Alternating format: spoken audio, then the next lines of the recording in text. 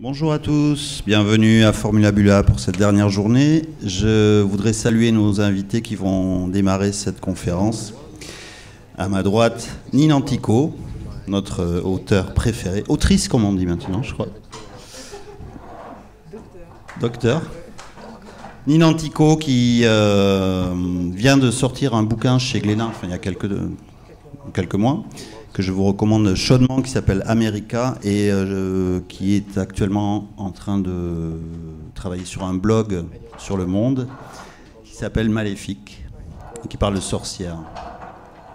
Autre point, un point commun avec ton camarade de droite, Simon Anselman. Thank you very much, Simon, for being with us. We are so happy for what you've done last night here for the Nuit Blanche and everything. The sound man wasn't happy. Simon qui vient de sortir son bouquin chez Misma, Happy Fucking Birthday, et dont on peut voir une exposition de planches originales à la Galerie Martel dans le 10e arrondissement. La rencontre va être animée par... animée par Sonia Deschamps, ici présente. Merci d'être là. Et traduite par notre indéfectible traducteur professionnel, Monsieur Gros. Je vous laisse. Bonsoir. Merci beaucoup. Donc merci d'être là pour cette rencontre avec Nina Antico et Simon Anselman qui va durer environ 1 heure. C'est parfait parce que Raphaël a fait toute l'intro, donc j'ai plus à le faire, j'ai plus à le dire, c'est fait. Et justement, j'aimerais rebondir sur quelque chose qu'il a dit. Il a dit en évoquant Maléfique que ça faisait un lien immédiat, puisque Maléfique, donc ton strip qui est publié dans la matinale du Monde, s'appelle Maléfique, il y a des sorcières, et le personnage Meg, avec son chapeau de sorcière, on voit un lien immédiat entre vos deux œuvres. Est-ce que toi, au-delà de cette ressemblance, tu vois des liens entre ce que vous faites tous les deux, au-delà aussi du fait que vos personnages sont souvent assis dans des canapés, devant la télé, dans un salon? Est-ce que tu vois des liens entre ce que vous faites? Moi, j'en vois dans le sens où le travail de Simon, c'est sûr qu'il il a dû m'inspirer pour l'ambiance qui est assez décadente, et ce qui se permet d'aller gratter, qu'on n'a pas envie de voir, qu'on n'a pas envie de lire. Il y a un truc assez dérangeant. Et je me suis dit, je pense que ça, à sa lecture, je me disais, waouh, il se permet, il en a rien à foutre. Et il y a des moments gênants, un peu glauques, et il y va. Et je pense que quand on m'a proposé de participer au Blog du Monde, je me suis dit, oui, j'ai envie de faire déjà des personnages un peu plus réalistes, qui ressemblent plus aux gens qui m'entourent. Et un peu plus dérangeant dans finalement quelque chose de très commun, c'est le quotidien qui est dérangeant. Et justement, c'est quelque chose où tu te dirais qu'on se police trop soi-même, c'est-à-dire que tu dis, par rapport, j'imagine que tu évoques aussi des choses que tu as pu faire toi, avec des personnages qui étaient peut-être un petit peu plus lisses, et là tu voulais aller vraiment dans quelque chose en te disant, c'est ça la réalité en fait. Ouais, mais en fait, c'est physiquement que mes personnages, je les ai plus humanisés, j'ai l'impression, dans cette bande dessinée. Mais sinon, ça n'a pas le même... Dans les histoires que je fais pour Glénat, ça touche moins à l'épiderme, à un truc gynécologique, hygiénique, et je dis pas qu'il faut forcément faire ça pour être réaliste. Il y a d'autres sujets dans la vie, c'est pas rempli de problèmes de mycose, il se passe d'autres choses. Mais en tout cas, ma volonté avec le strip du Monde, c'est de montrer une forme de réappropriation de la féminité, du corps féminin, de déniaiser ça, et de montrer comment, de le vulgariser en fait, sans que en s'en foutant que ce soit vulgaire ou pas, parce que c'est comme ça en fait. Oui, on voit les poils aux jambes, ça parle de coupe menstruelle effectivement, des règles, et c'est quelque chose qui est notre quotidien, et c'est quelque chose. Est-ce que tu penses que ça s'inscrit aussi dans un mouvement un peu plus général où justement il y a cette évolution du discours sur la féminité, qu'on n'ose plus justement faire ces choses-là? En tout cas, il y a je sais pas de quand date la Moon Cup, mais c'est quand même une petite révolution. Et puis je suis dans la lecture de textes féministes pour la première fois. Silvia Federici, Calibre la sorcière. Mais c'est aussi moi de fréquenter mes amis qui sont qui étaient plus déterminés dans un féminisme avant moi. Et moi, je pense que c'est le fait d'être devenue mère qui m'a vraiment pris. Je me suis pris une grosse claque dans la gueule en me disant waouh, en fait, il y a vraiment une norme. Elle est sévère et je crois que c'est un peu en réaction à ça que je me suis dit bon allez, ça suffit là de dessiner des corps tout lisses j'avais vraiment je pense que je suis plus féministe maintenant, enfin ça a plus de sens pour moi parce que je me rends compte vraiment que le truc de la maternité c'est vraiment un diktat et il y a voilà, c'est un carcan oppressant. Simon, Nine évoquait des sujets dérangeants. C'est vrai que quand on parle de ton travail, on parle volontiers de choses trash. Ça parle de vomi, de drogue, de sueur. Mais toi, au-delà de ça, tu dis plutôt que ce que tu montres, c'est l'horreur de la vie quotidienne, que c'est pas trash pour être trash. Oh, it's it's just my reality. It's just the people I've grown up around, crazy, mentally ill alcoholics and drug addicts, and they're just my friends. Yeah, we all know a Werewolf Jones or someone like that. They're just real people. That's my sad reality. Eh ben ouais, en fait, c'est ma réalité. Je regarde autour de moi et puis ça peut être ou des trucs trash ou des gens qui sont la picole, la dope, tout ça. Je regarde autour de moi avec mes amis. Bon, on en connaît tous. Ça représente la réalité. Mais est-ce qu'il y avait justement cette volonté de la montrer? Est-ce que tu trouves qu'on la montre pas assez, cette réalité? Et c'est pour ça que les gens sont marqués aussi par ce que tu fais, parce qu'ils ne le retrouvent pas ailleurs.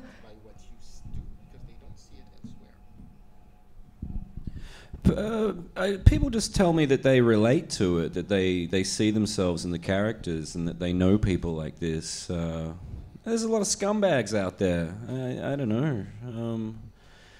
Yeah, it's just real. I just try to make a realistic strip that's, just based on reality. Reality is disturbing and horrible, and we're in these flesh prisons, shitting and vomiting, and it's terrifying. Bah ouais, j'essaye juste de faire le lien parce que on connaît tous des personnes comme ça et moi j'en connais, il y en a plein partout et ils peuvent être crado et en fait c'est ça, pour moi c'est d'être réaliste. La réalité ça peut être dérangeant, on est dans ce corps, emprisonné dans ce corps de chair avec tous ces trucs. Tu parles des gens qui t'entourent, de la réalité qui est liée aux gens que tu observes, mais ces personnages de Meg Moganall, c'est aussi, tu le racontes, c'est aussi toi, différentes facettes de ta propre personnalité, avec chacune des spécificités. Of course, I'm a terrible writer. I have no imagination. I can't make things up, so I just steal from real life. That's what most writers do, I think. You just take from your experiences. So I feel quite lucky in a way to have grown up with a horrible junkie mother and a bunch of people fucking dogs around me and just weird squalid upbringing. If I'd been like a rich kid and been very privileged and sheltered, I'd have nothing to write about. So I feel sorry for people who have like a nice life. Very boring. Eh ben oui, en fait... comme je suis un horrible auteur, j'ai aucune imagination, donc j'utilise l'existence, je vole en fait les éléments de l'existence pour faire du contenu, et je pense que d'autres auteurs font ça aussi. Bon, finalement, j'ai eu de la chance, j'ai grandi avec une mère junkie, je connaissais des mecs qui sautaient des chiens, et finalement, sinon, j'aurais été vachement plus rasant, donc c'est plutôt une chance. Et est-ce que rapidement tu pourrais nous expliquer qu'est-ce que chacun des trois personnages principaux de tes albums ont de toi? C'est-à-dire, ou bien qu'est-ce que tu as de chacun de ces trois personnages de Meg Moganall? They're all me. I do my feminine cross-dressing thing, so I relate to Meg. She's like the female version of me. And then Al is my, sometimes I feel uptight and like I should have a real job. I should try to be normal. And, Al aspires to fit in with society. And Mog is very creepy and aloof and sexually perverse. And Werewolf Jones is the raging id, just the destructive, self-destructive monster that just doesn't give a fuck about anything. Hopefully that doesn't come out too much. I try to control my werewolf instincts these days. But yeah, there's been some horrible times in the past. Really squalid, disgusting stuff. There's a lot more to come. I've been saving up some very horrible stories. Megan Mogg is going to get a lot more horrible, like really, really horrible. So depressing. Eh ben ouais, par exemple, ils sont tous moi, hein, comme Meg, ça peut être mon aspect féminin, comme quand je me déguise, travesti, ou Hall, c'est lorsque je me sens plutôt coincé, je me dis il faudrait que je trouve un job, que je sois plus normal. Et Mog, c'est l'aspect bizarre, pervers, un peu destructif, un monstre, etc. Mais j'essaye de le garder sous contrôle. Par contre, j'ai encore plein d'autres trucs horribles du passé, des trucs vraiment glauques qui vont être bien déprimants et que je garde en réserve pour plus tard. Et Nin parlait du diktat, du corps notamment, et c'est quelque chose que tu dis aussi, Simon, par rapport au corps humain.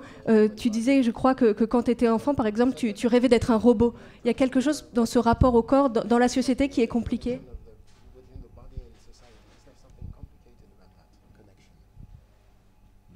Me?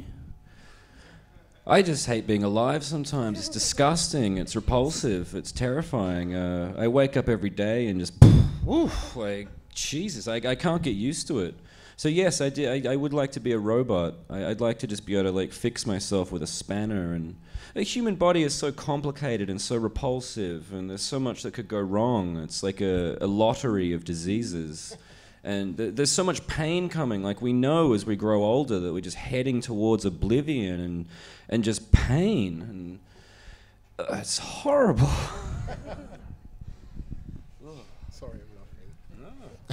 Eh ben oui, juste être en vie, déjà c'est dégoûtant. Je me réveille des fois et oh là là, ça fait mal. Il y a tellement de trucs dégueulasses dans le corps. Et puis c'est pour ça que je me disais, j'aimerais bien être un robot, me réparer avec une clé, etc. Parce que dans le corps humain, on a tellement de maladies, de douleurs. C'est comme si on tirait une sorte de loterie des problèmes et des maladies. Et en plus, ces douleurs continuent pour finir dans l'oubli et de plus en plus de douleurs. Ah là là, ça me déprime. Yes. On va essayer de pas trop déprimer quand même. Oui. Nin, en 2010, les Inrocks titraient Nin Antico dynamite la BD girly. Le Point en 2017, Nin Antico ne lui parlait pas de BD girly. Donc on va en parler. Mais juste pour dire, c'est un truc qui est récurrent de vouloir tout le temps mettre dans des cases. Je reviens à ce qu'on disait sur justement la norme, sur le diktat. C'est ça, on a besoin de mettre les gens dans des cases, puisque qu'on se construise comme étant de la BD girly ou au contraire, justement, en opposition. Mais ouais, en fait, on me repose la question tout le temps. Et oui, enfin, le truc le plus évident, et c'est banal comme retour, mais c'est que quand on est un mec et qu'on fait de la BD, on va jamais avoir à répondre de la masculinité de ses personnages, etc. Moi, j'essaie de parler, le ton que j'ai, il essaye d'être juste par rapport à la réalité, d'avoir une oralité, une familiarité, etc. Donc je parle de choses que je connais, et j'ai eu un cycle obsessionnel qui est les relations d'une femme à son corps, à son image, à la société, aux femmes entre elles, etc. Mais je vais aussi sortir. J'ai un scénario en perspective qui est masculin, avec des boxeurs, etc. Mais bref, en tout cas, le truc, c'est qu'il y a un peu un malaise aussi. Je pense qu'on a compris que je me revendique pas de la BD girly, mais on n'arrête pas de me poser la question de comment je me revendique par rapport à la BD girly. Et c'est toujours dans les titres, dans tous les articles qui sont autour de toi. C'est vrai que pour préparer la rencontre, j'ai lu les différentes interviews, et c'est toujours dans le titre, carrément. C'est même pas dans le corps de l'entretien. C'est aussi, ça veut dire qu'on se dit, ça va tout de suite parler aux gens. Ce qui est aberrant en fait par rapport au fond. Mais peut-être qu'il y a une espèce de niche aussi qui a été favorable aux femmes dans la BD. Enfin, je crois qu'on a bénéficié d'une aura en disant « Ah, mais les femmes, elles dessinent aussi, elles font de la BD », alors qu'il y en a eu d'autres avant. Et je pense qu'il y a eu un tunnel où elles sont toutes... je sais pas ce qui s'est passé. Enfin bon, bref, là, il apparaît que oui, on peut aussi faire des bandes dessinées, qu'on a arrêté de faire le ménage voilà, je sais pas quoi dire, parce que rien que d'en parler là encore, c'est appuyer sur quelque chose dont j'ai pas envie de parler, quoi. Et tout simplement, en fait, tu racontes, tu le dis, c'est-à-dire tu racontes le quotidien, les femmes qui t'entourent, et c'est la façon la plus juste. Vous pensez, la question va aussi pour Simon, de la façon la plus juste de raconter les choses, c'est de parler de soi, ou en tout cas de mettre de soi, en tout cas pour vous. Ouais, moi, en tout cas, c'est ma façon Je me suis trouvée comme ça en tant qu'auteur. Ma première bande dessinée était autobiographique, et avant de l'écrire, je pensais pas du tout que j'allais écrire un jour dans ma vie. Moi, je voulais faire de l'illustration, et je pensais pas du tout que j'avais de l'imagination. Et en fait, il s'est avéré que des histoires sont sorties de moi facilement, et que ensuite, même dans les histoires que je fais qui sont librement inspirées de personnes réelles, et c'est par ce biais-là que j'arrive à écrire, et j'ai envie de raconter des choses, et voilà. Après, c'est pas une condition sine qua non pour écrire, mais en tout cas c'est la mienne, c'est dans ça que je me retrouve. Simon, même question justement, tu le disais, ces personnages sont inspirés de ce que tu vis, de ce que vivent tes proches, des choses que tu as vécues aussi par le passé. Tu as l'impression que c'est par ce moyen que tu peux être le plus juste dans ce que tu racontes?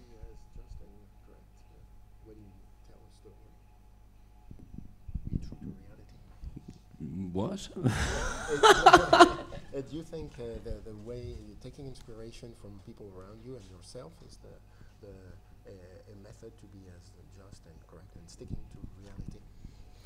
I suppose. I mean, I'm just transcribing reality, really. A thief, really. I steal people's stories. You need to be careful around me. If you do anything, I'll write it down and I'll use it. I'm just a thief of moments. Yeah, I don't know. I just do what I do. You were talking about the women in comics thing before. I really hate that bullshit. Like, I do the gender stuff. Like, I don't want to be... This is going back to another question, but I don't want to be thought of as like a trans cartoonist or something. And I hate the women in comics thing. People should not be judged on their gender. You should just be judged on the work that you make. I hate when I see all this, like, women in comics. And it's like, it's just fucking comics. It's just art. Art is genderless. Ugh. Bah moi, ouais, je transcris juste la réalité. En fait, c'est du vol. Hein. Je vole vos histoires. Donc méfiez-vous si vous me racontez des trucs ou si je vois des trucs de votre vie, je vais les utiliser. Par contre, je déteste ces trucs, ces étiquettes, genre les femmes dans la BD ou la BD girly ou toutes ces merdes. On doit pas juger basé sur le genre, mais juste juger le travail de la personne. Un artiste, ça doit pas avoir de genre. Et pour parler du strip, Nin, tu te mets au strip donc avec le Monde en publiant, je le rappelle, tous les lundis dans la matinale Maléfique. Toi, Simon, tu as publié dans Vice, mais tu n'aimais pas tellement cette contrainte que finalement, Nin, toi, tu as choisi. Qu'est-ce que tu vois comme intérêt dans cette contrainte, peut-être aussi quelque part, qui est d'avoir chaque semaine une nouvelle histoire avec un rythme quand même assez court, donc l'obligation d'être efficace. Qu'est-ce qui, dans le principe du strip, te plaît ? Pour moi, c'est un challenge parce que j'ai pas une rapidité un dialogue pour le construire. Je vais y penser pendant 2-3 jours pour vraiment bien le rythmer. Donc, je suis pas du tout comme Lisa Mandel qui m'a dit mais vas-y, fais-le, et elle le fait en un jour et elle fait 24 cases. Moi, il me faut 2-3 jours pour vraiment finir le strip. Et en plus, j'ai choisi une mise en couleur dont je tiens à parler parce que c'est inspiré du jeu sur Amstrad Coldron.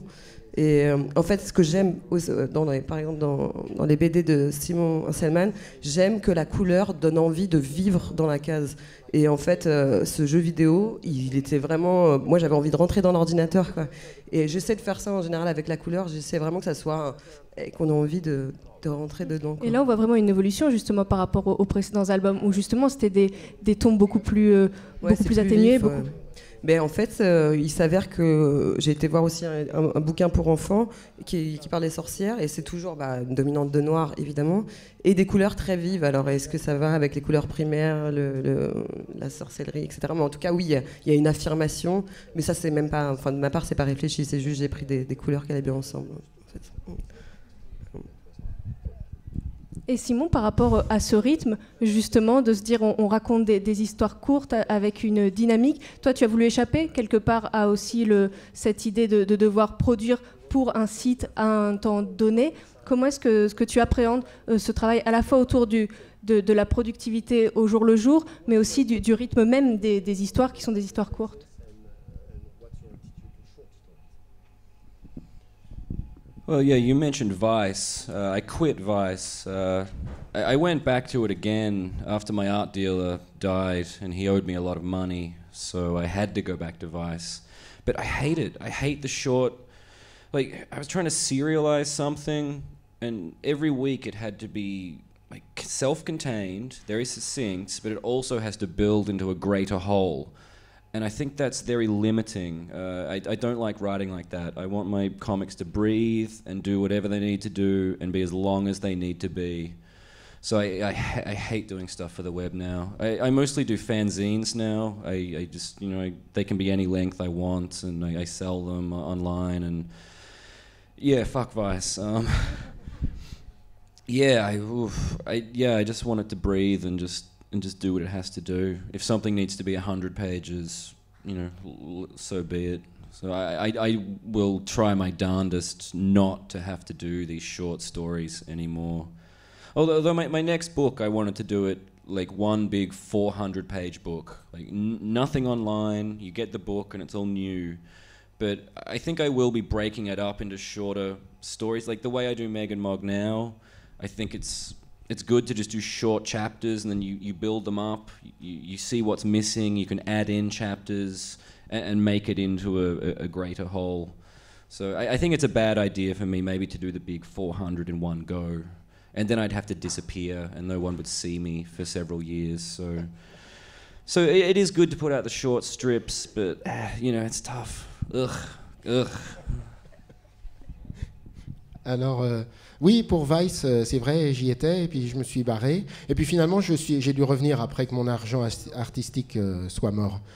Alors, ce que j'aime pas dans les formats courts, dans les strips, tout ça, c'est qu'il faut faire un bloc qui est fini, quoi, en un strip, qui peut être lu comme ça, mais qui fait aussi partie d'un tout. Et ça, c'était une contrainte que j'aimais pas. Moi, je veux pouvoir faire une histoire aussi longue que j'ai envie. Donc, je déteste bosser pour le web.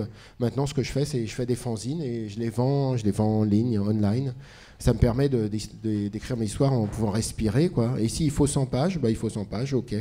D'ailleurs, j'essaye de absolument jamais faire des cours. D'ailleurs, en ce moment, j'essaye de faire je suis en train de faire un truc de 400 pages, et de rien mettre en ligne, et que tout à coup, il y aura les 400 pages qui sortent. Mais en fait, finalement, je vais le découper en petits chapitres, parce que sinon, je vais disparaître pendant des années avant que ces 400 pages sortent.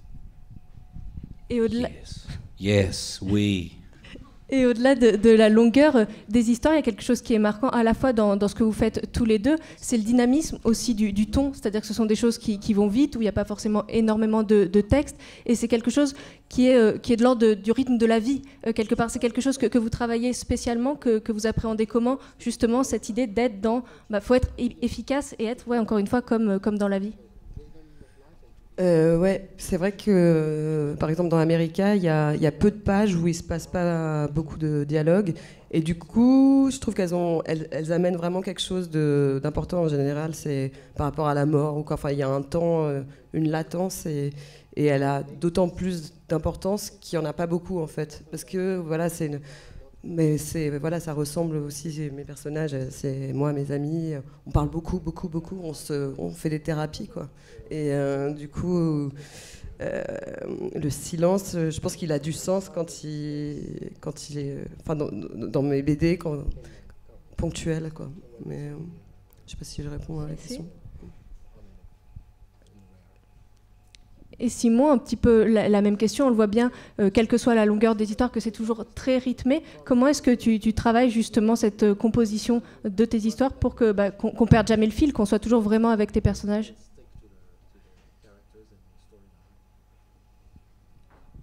Yeah, I'm obsessed with pacing. That's the main thing I'm thinking about when I'm writing. I try to limit the dialogue in every panel. I think a lot of comics I see, it seems static.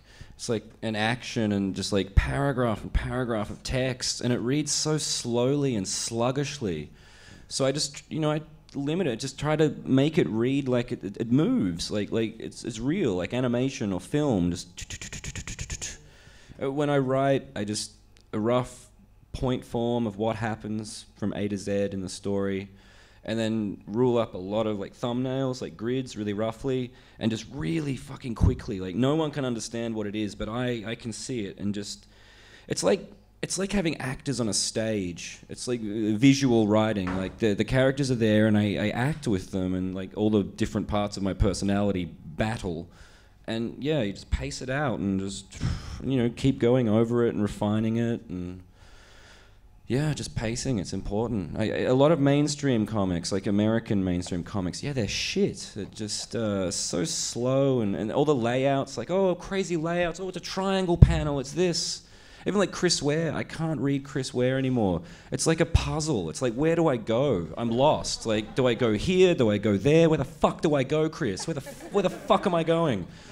So I just stick to the grid, you know, just, you want people to be able to quickly read it. And color, I think, for me, that's codification. Like, you can see the green of Meg, the yellow of Al's legs. Like, the brain, I think, can pick it up easier. You can just, you know... I'm not very good with black and white. I think there's people that can do amazing black and white work, but for me, I need the color, and I think that helps people to read it. Eh ben oui, je suis vraiment obsédé par le rythme, c'est vrai.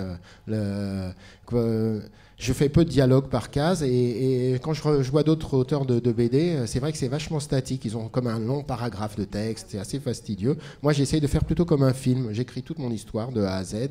Après, je fais des petites grilles, comme une sorte de storyboard, pour que ça soit. Je fais ça très rapidement.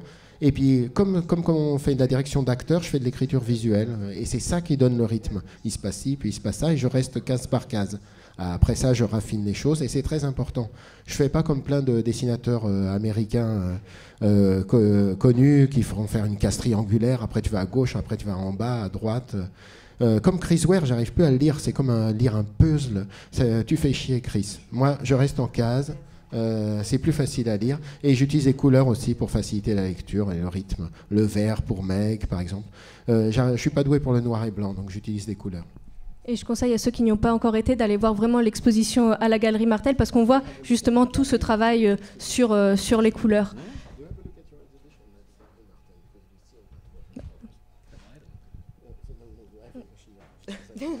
Petit moment de...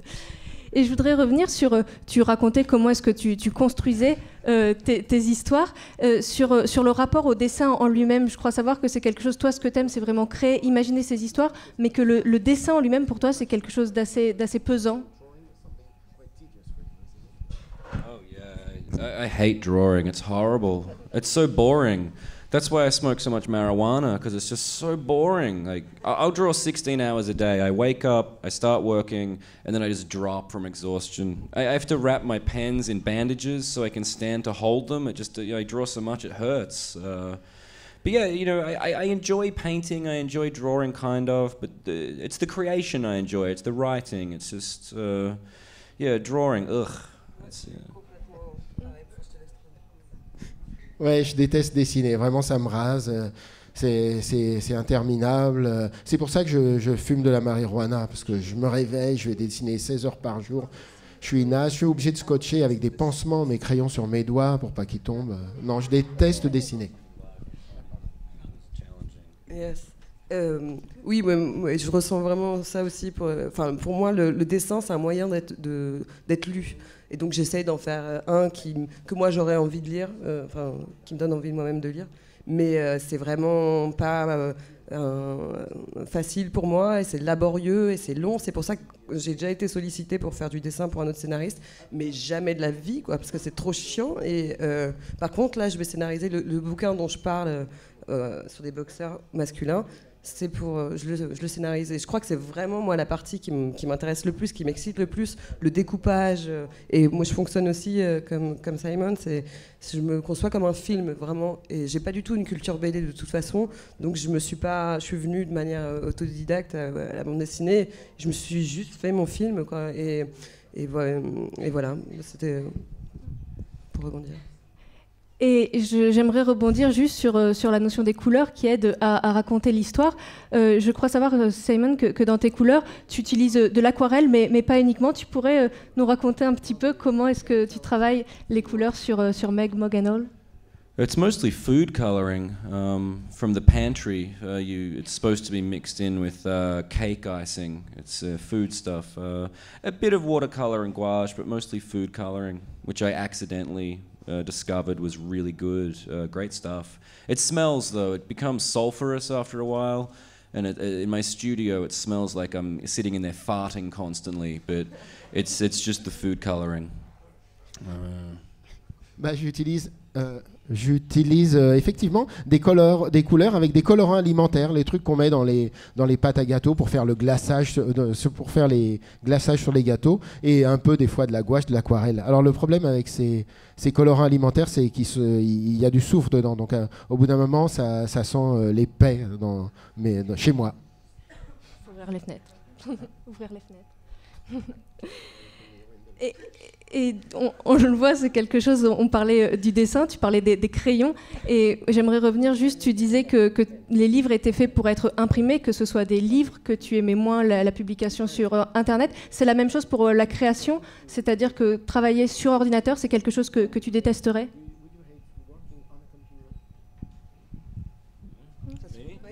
I hate webcomics so much. I think they're aesthetically and stylishly bankrupt.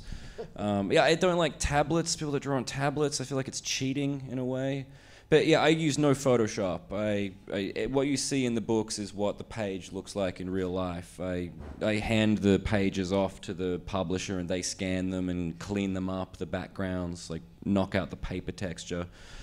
But yeah, I grew up using traditional media, and I grew up very poor and never had a computer. Maybe if I was like a rich kid and had a computer, then I'd be like, woo, computers, Photoshop.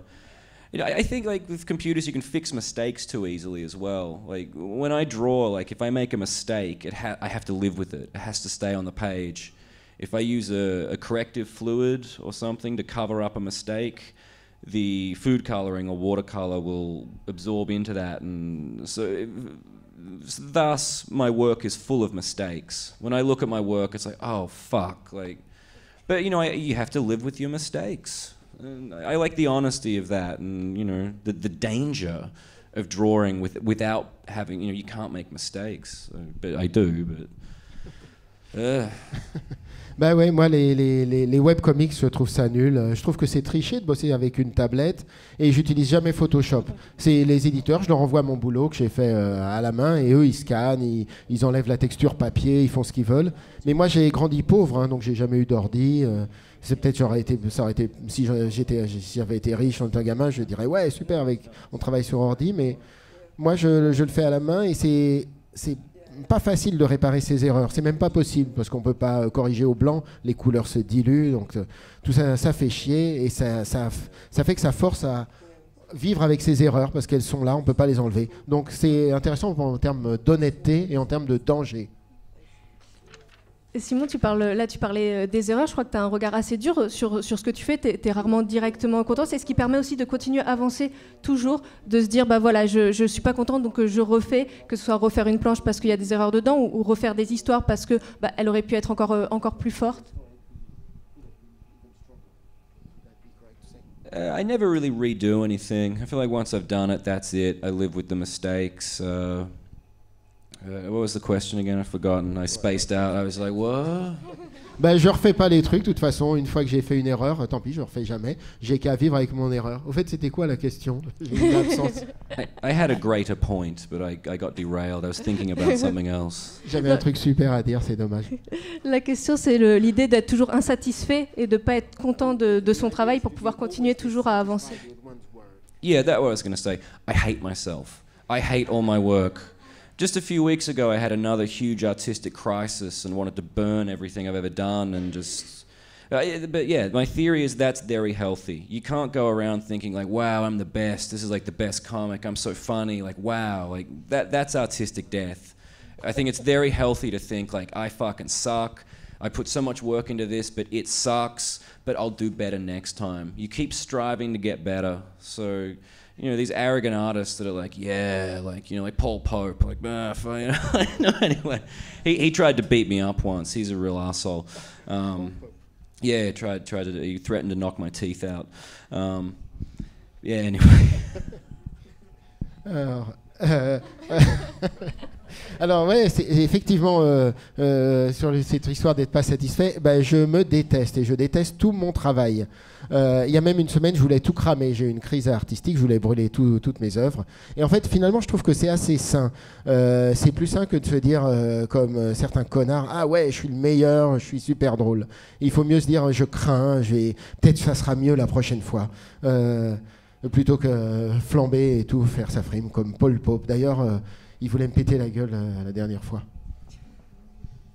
Et c'est évoluer, continuer à être meilleur, et avec les mêmes personnages, puisque c'est ce que tu disais un petit peu tout à l'heure, mais tes personnages, tu les verrais bien continuer à évoluer aussi avec toi. Je parle bien sûr de Meg Moganall. Yeah, I want my characters to grow up. Like I'm growing up and I'm changing. Like I grew up in a very racist small town. So like to fit in with people, I said racist things. I said homophobic things. Even though I was having all these gender issues inside and like, you know, really didn't identify with this stuff. But to fit in, I think you say horrible things. But I've grown up now and I can be outspoken about things and say like, fuck you, you're a racist, you fucking piece of shit.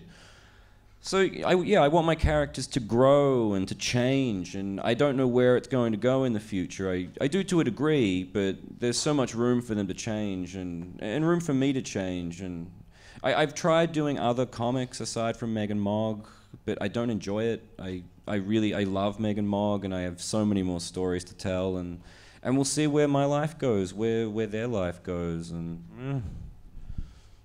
Alors, les personnages, ils grandissent. Ils grandissent comme moi j'ai grandi. Quand j'étais petit, j'habitais dans une petite ville. J'ai grandi dans un milieu raciste, homophobe. Alors moi qui ai tous ces problèmes disons, à cette époque-là, en tout cas, j'étais obligé de dire comme les autres, quoi, raciste, homophobe, juste pour être intégré, accepté en tant que gamin. Maintenant, je suis grand, donc je leur dis, va te faire foutre, sale connard raciste. Ce qui veut dire qu'on peut changer, en fait, et on peut changer, mais j'ai essayé de faire d'autres comics que Meg et Mog, et en fait, je les aimais pas. Donc, je vais rester avec ça, et on va voir où ça nous mène. Simon, juste derrière toi, il y a une couverture d'un autre Meg and Mog. Est-ce que tu pourrais nous en dire un petit mot? Why did you have to show that? Il n'y a personne qui sont des représentants des droits. You're exposing me as a fraud. This is a smear piece, isn't it? God damn it. Et voilà, on va voir que je suis un tricheur. Yeah, it's a kids' book series from the UK. I grew up on that, reading. I learned to read from those books. C'est une série pour enfants en Grande-Bretagne. Quand j'ai grandi, je lisais ça. My Meg and Mog with the extra G's, so I don't get sued. Moi, j'ai des G en plus à Meg et Mog, donc on peut pas me faire de procès. Yeah, it was an accident. I'd moved to the UK in 2008. I was drawing a lot of witches. I thought witches are cool. There's no deep meaning behind it. I was just stoned and like, hey, witches are cool. They got cool hats. And yeah, I was drawing a witch and a cat, and then I thought, oh, I'll nickname them Meg and Mog, like the kids' books. And I never expected Meg and Mog, my Meg and Mog, would be New York Times bestsellers, 13 languages, you know, that I'd be sitting here. A big mistake, really. I should have called them something else, like Megan and Michael. And then, because constantly everyone's bringing this up and like, oh, it's a pastiche, like it's an edgy reboot. And it's really not. It's, you know, Meg and Mog, my Meg and Mog is just my thing. I refer to it sometimes as like a stoned collage. Alors, en 2008... je me souviens, j'étais stone, je me disais ah c'est cool les sorcières. Il n'y avait rien pas de signification profonde. Je me disais ah c'est beau ces petits chapeaux pointus. Puis les chats j'aime bien. Tiens je vais appeler ça Meg and Mog comme le truc de gamin que je lisais. Et je me doutais pas à cette époque-là que plus tard ça serait un best-seller au New York Times, qu'elle serait traduit en 13 langages. C'était une grosse erreur. Donc j'aurais dû les appeler, je sais pas quoi, Meg et Michael, un truc comme ça. Parce que maintenant, il y a des gens qui disent « Ah, c'est une pastiche très avisée ». Eh ben non, j'appelle ça juste un collage stone. I like that I managed to get those brags in there about the New York Times thing in like the 13 languages. That was pretty smooth. J'aime bien insister, c'est cool de parler de ce New York Times et de ces 13 langues. Et tout à l'heure, Simon évoquait le fait de grandir avec ses personnages. Toi, tu as accompagné aussi ton personnage de Pauline, par exemple, que tu as suivi. C'est quel plaisir particulier pour un auteur de pouvoir justement vivre avec ses personnages et justement les mettre en scène, pas seulement sur une histoire un peu courte, mais voilà, continuer à vivre avec eux. Toi, c'est un truc qui te plaît ? Oui, c'est l'intérêt de la vie d'évoluer. Mais oui, c'est sûr que je sentais que j'avais un manque dans les personnages que j'avais créés pour Glénat, que ça se passait dans l'oral, dans un truc de dialogue et tout ça, mais je voulais autre chose, je voulais un truc plus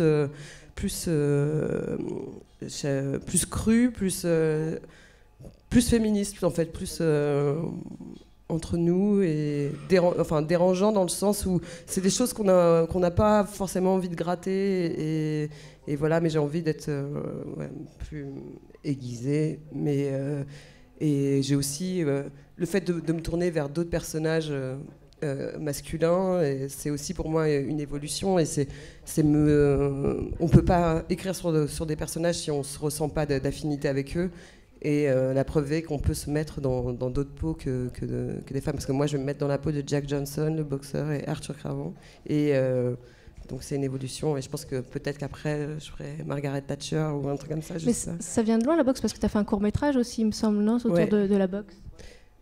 Oui, j'ai fait un documentaire, un court-métrage de 15 minutes sur une fille qui est apprentie boxeuse, et je voulais pas du tout que ça soit sur le milieu professionnel mais amateur, c'est-à-dire que c'est clair que c'est pas une carrière devant elle. C'était dans un club à Jacques-Bon-Sergent qui est très bobo, dans lequel je faisais moi-même de la boxe française.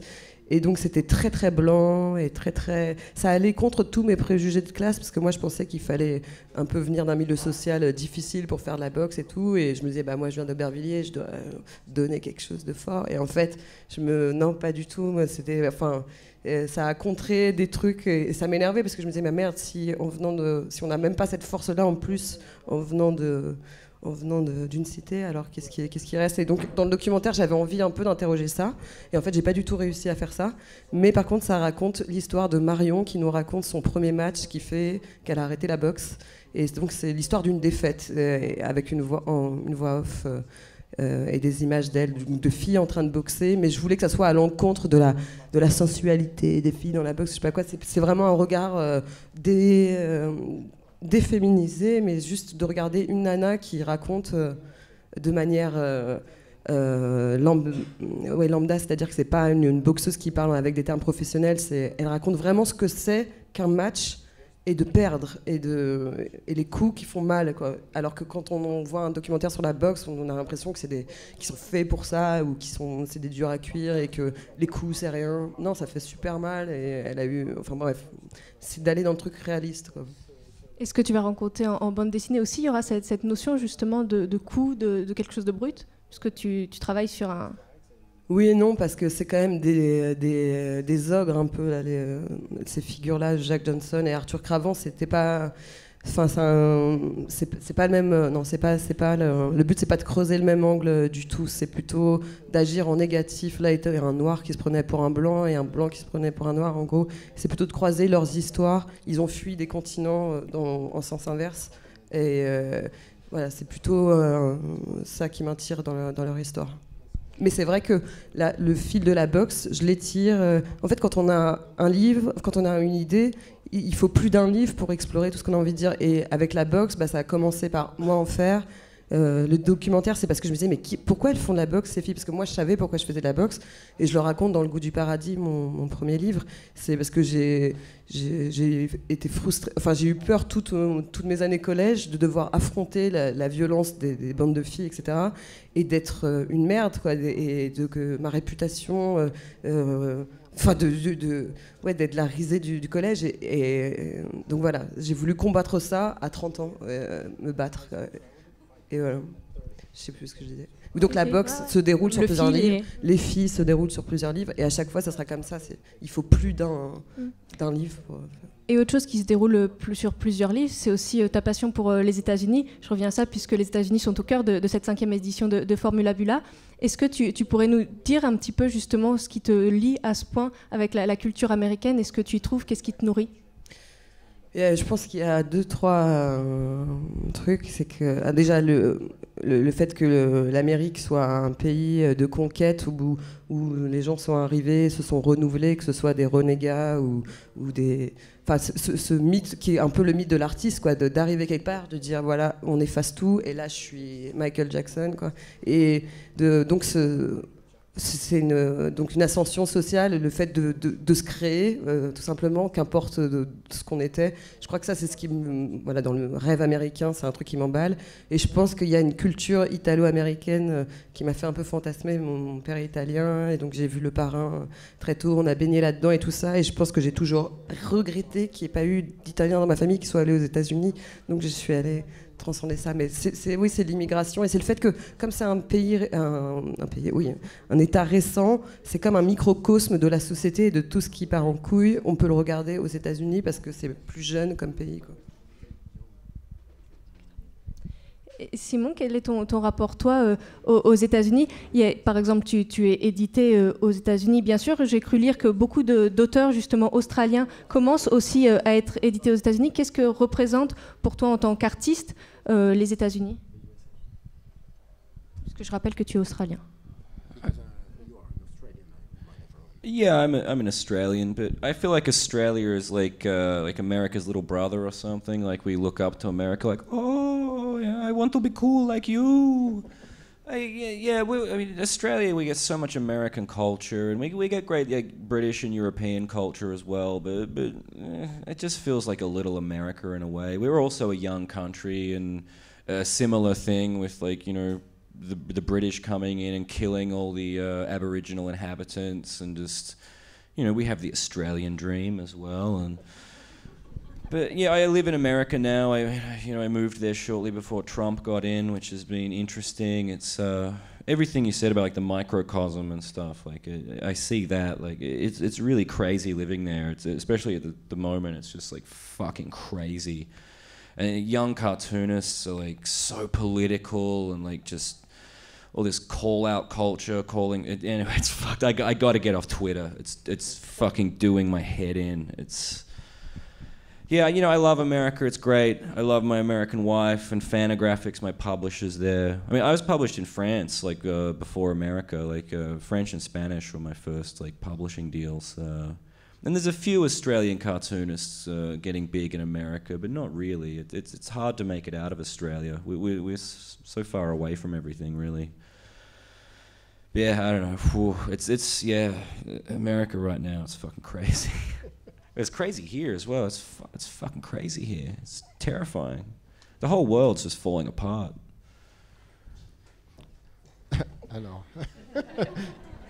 Alors ouais, je viens d'Australie, et l'Australie, c'est un peu le petit frère des USA. On est là, on est genre ah ouais, je voudrais être cool comme l'Amérique et tout. On est inondé de culture américaine, hein, pas seulement européenne, etc. Et nous aussi, on est un pays jeune, avec les Britanniques qui ont tué les aborigènes en arrivant en Australie. Moi maintenant, j'habite aux USA. J'ai emménagé juste avant que Trump soit élu, c'était intéressant. Mais il y a plein de trucs fous avec tous ces jeunes cartoonistes et toutes ces controverses et toutes ces merdes qui m'ont pris la tête. Il faut absolument que j'arrête Twitter, je dois en sortir. Par contre, ce que j'aime en Amérique, j'aime mon épouse qui est américaine, j'aime Fantagraphics. Bon, mais quand on est australien, en fait, on est tellement loin de tout que c'est vachement dur de réussir aux USA ou nulle part. En tout cas, je trouve que c'est dingue ce qui se passe là-bas, mais aussi ce qui se passe ici, et que tout le monde part en couille en entier. Et tu t'es marié avec la bande dessinée également aux États-Unis. Yeah. Yes. Yeah, I married comics. I did a thing called Truth Zone, which is like Meg and Mog, but they make comics and they're comics critics. It's like a weird offshoot. And there was an idea that Werewolf Jones would be like, I love comics so much, I want to fucking marry them. I'm just going to marry this fucking medium. And then I thought, like, oh, maybe I'll actually do that, like a performance piece. And so yeah, the SPX, Small Press Expo, one of the bigger, like, comics festivals in America, let me do it. Had a brass band. I bought, like, a nice wedding dress. Gary Groth from Fantagraphics agreed to make out with me for a full 20 seconds with tongue. It was quite disgusting. It was a vigorous kiss. He just had a big meal of fish and didn't clean his teeth, so that was quite disgusting. But people enjoyed that. It was a sleazy kind of promotional thing. Like, it got a lot of press. Like, a lot of big news outlets wrote about it. Because it's like, what's this guy, this lady? Like, we don't even know. Does someone is marrying comics? But you know, it was like a heartfelt proclamation of my love for comics. I've been making comics and printing fanzines since I was 8 years old. It's all I've ever done. It's all I ever will do. I love it. But at the same time, like, I think I'm savvy with publicity. I know how to, you know, kind of sell shit, or I try. So yeah, it was a successful marriage. And then I did marry a real human person shortly after that. So I'm kind of cheating on comics. But I mean, comics sleeps around with a lot of other people as well. With comics, it's like an open relationship. You know, I fuck with music as well and stuff. You know, I fool around on comics, and you know, it's an open thing. Eh ben ouais, c'est vrai, je suis marié à la BD. Il y avait ce truc qui s'appelle Truth Zone, où c'est une sorte de truc qui partait de Meg and Mogg, où ils sont critiques de BD. Et moi, j'ai épousé la BD. Je l'ai fait à cette expo qui s'appelle XPX, où j'étais déguisé en femme, j'avais mon soutien-gorge et tout. Et puis Gary Graff de Fantagraphics était d'accord pour qu'on se roule des pelles. Avec la langue et tout, et ce salaud, il avait bouffé du poisson, c'était dégueulasse, mais ça a duré vachement longtemps, et finalement, ça a été utile parce qu'on a vraiment attiré l'attention des médias. Ils se demandaient, mais qui c'est ce mec, et qu'est-ce que ça veut dire? Il a épousé la BD, et c'est vrai, j'ai épousé la BD, d'ailleurs je fais que ça, je fais que de la BD depuis que j'ai 8 ans, je ferai que ça toute ma vie, mais maintenant j'ai acquis de l'expérience, je sais vendre, je sais attirer l'attention des médias. Et après ce mariage, en fait, je me suis marié avec une vraie personne humaine, mais je suis marié avec la BD aussi, donc je trompe la BD. En fait, c'est une relation où on est open, en fait. J'ai la même relation avec la musique. Peut-être, comme la raconte va bientôt toucher à sa fin, si des personnes ici veulent poser des questions à Nina Antico ou Simon Anselman, vous pouvez, n'hésiter pas. Get deep, ask us questions. Ask us questions, we'll answer anything. Dirty stuff, anything. Allez-y, posez, on répondra à tout. They're too shy. Or the interview was just so good and so probing, we've answered everything. Soit vous êtes trop timide, soit l'interview était tellement parfaite qu'il n'y a plus rien à demander. Yeah. She's good. She's good. Yeah. Merci beaucoup. Merci à tous. Et donc je rappelle donc Nina Antico tous les lundis dans la matinale du Monde, il y a Maléfique et il y a l'exposition de Simon Selman à la galerie Martel et également Happy Fucking Birthday qui est publiée par Misma. Merci encore.